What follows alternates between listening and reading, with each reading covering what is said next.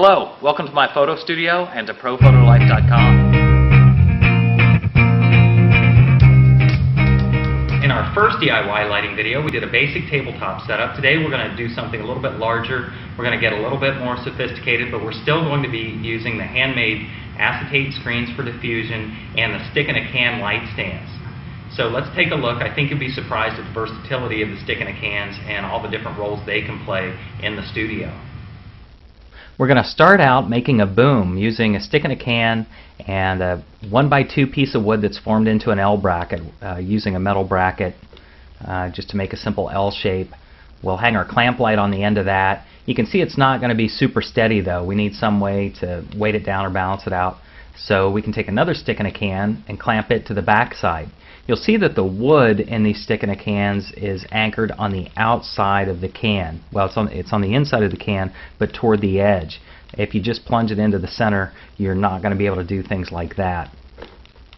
Now we're going to make a background stand. We'll separate two of them out just using A-clamps. Another piece of 1x2 scrap wood left over from making these things.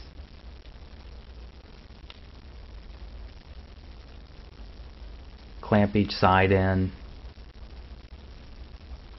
I don't have it perfectly straight, but I definitely will get back to that.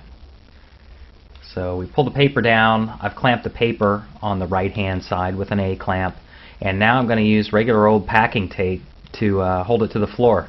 We used to use expensive gaffer tape, but now it's time to save a little money, use the packing tape. We'll photograph a chair just because it was convenient.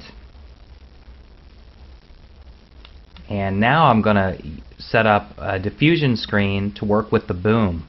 So it's going to work as an overhead softbox. You see this screen is about 2 by 4 feet. It's bigger than what we used in the first video. And because we have flat surfaces created by the 1x2, we can clamp it across the width of the chair. And we'll just even it up a bit. Now that we have it in place directly overhead, I'll put the boom into position. I've switched the light on, and we'll just make sure that it's centered well and doing what we want it to do. So we have our overhead softbox, we have our background stand.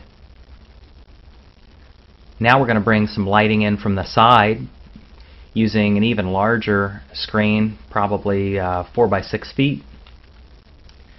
And because the stick-in-a-can does have the stick into the cement toward the edge of the can, we can clamp things directly to the side of it and sitting on the floor also. Again, if that stick was in the center of the stick-in-a-can, we wouldn't be able to latch things onto it while they're sitting on the floor. For lighting, we're going to use 2-pan lights just as an illustration here, just to get a little extra light from the side. And we'll switch those on. And the very last thing we want to do is reflect a little light back into the dark side of the chair.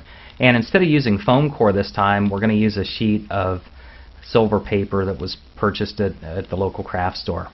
So with the lights out, here's what we see. We've got our chair illuminated.